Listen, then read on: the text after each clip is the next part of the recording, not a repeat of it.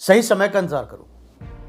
भगवान श्री कृष्ण पैदा होते ही जब अपने आप को जेल से बाहर निकाल सकते हैं तो क्या अपने माता पिता को नहीं निकाल सकते थे? निकाल सकते थे, लेकिन नहीं निकाला। क्या वो उसी समय कंस को नहीं मार सकते थे? मार सकते थे, लेकिन नहीं मारा, क्योंकि वो सही समय था ही नहीं उसको मारने का।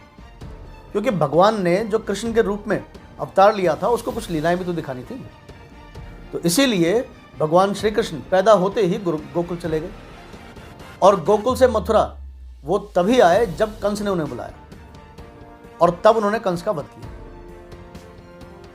अज्ञातवास खत्म होने के बाद जो पांडव हैं वो भी युद्ध के लिए एकदम आतुर थे, क्योंकि उन्हें भी द्रौपदी चीरहरण का बदला लेना था, अपने साथ जो अन्याय हुआ था उसका बदला लेना था।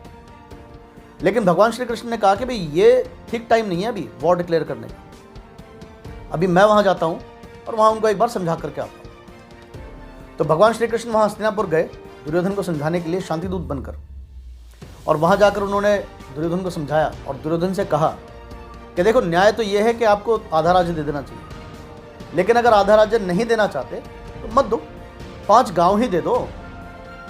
तो दुर्योधन ये बात सुनकर बहुत ही ज़्यादा क्रोधित हो जाता है, और फिर वो भगवान श्री कृष्ण से कहता है कि आप तो 5 गांव की बात कर रहे हो, लेकिन उन पांडवों को मैं सुई की नोक के बराबर भी भूमि नहीं दूंगा, और वो भगवान श्री कृष्ण को बंदी बनाने का आदेश दे देता है।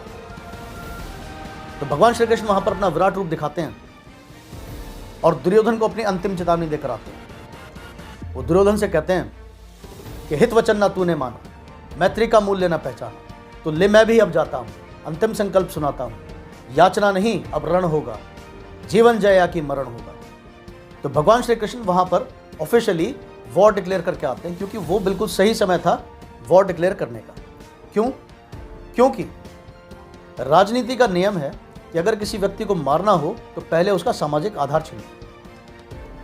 तो दुर्योधन का सामाजिक आधार भी तो छीनना था, पब्लिक में यह भी तो दिखाना था कि दुर्योधन कितना बुरा आदमी है कि 5 गांव भी देने को राजी नहीं है, और पांडवों के हाथों से जो होने वाला था उसको जस्टिफाई भी तो करना था कि पांडवों ने कुछ गलत नहीं किया युद्ध करके।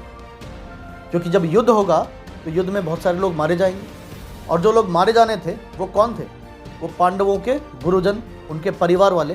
तो इन सब चीज़ों को जस्टिफाई भी तो करना था। गीता उपदेश देते हुए भगवान श्री कृष्ण अर्जुन से कहते हैं, नमे पार्थास्ति कर्तव्यम त्रिषु लोकेषु किंचन न नवाप्तम वाप्तव्यम वर्तेव च कर्मणि। मतलब भगवान श्री कृष्ण कहते हैं कि इस त्रिलोक में मेरे लिए कुछ भी करना आवश्यक नहीं पार्थ, और इस त्रिलोक में ऐसा भी कुछ नहीं जिसे मैं प्राप्त करना चाहूं और प्राप्त न कर सकूं।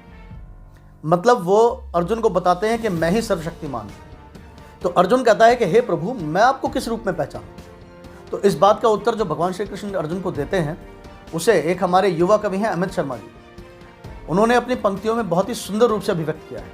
वो लिखते हैं कि भगवान श्री कृष्ण कहते हैं, अरे कान खोलकर सुनो पार्थ, अरे कान खोलकर सुनो पार्थ, मैं ही त्रेता का राम हूँ। कृष्ण मुझे सब कहते हैं, मैं द्वापर का घनश्याम हूँ। रूप कभी नारी का धरकर मैं ही केश बदलता हूँ। धर्म बचाने की खातिर मैं अनगिन वेश बदलता हूँ। विष्णु जी का दशम रूप मैं परशुराम मत वाला हूँ। नाग कालिया के फन पर मैं मर्दन करने वाला हूँ। बांकासुर और महिषासुर को मैंने जिंदा गाड़ दिया, बांकासुर और महिषासुर को मैंने जिंदा गाड़ दिया। नरसिंह बनकर धर्म की खातिर हिरण्यकश्यप फाड़ दिया। रथ नहीं तनिक भी चलता है, रथ नहीं तनिक भी चलता है, बस मैं ही आगे बढ़ता हूँ। गांडीव हाथ में तेरे है, पर रणभूमि में मैं लड़ता हूँ। तो जो भगवान का अवतार है, जो सर्वशक्तिमान है, जो सर्वगुण संपन्न है, जब वो कुछ भी करने से पहले सही समय का इंतजार कर सकता है तो हम क्यों नहीं?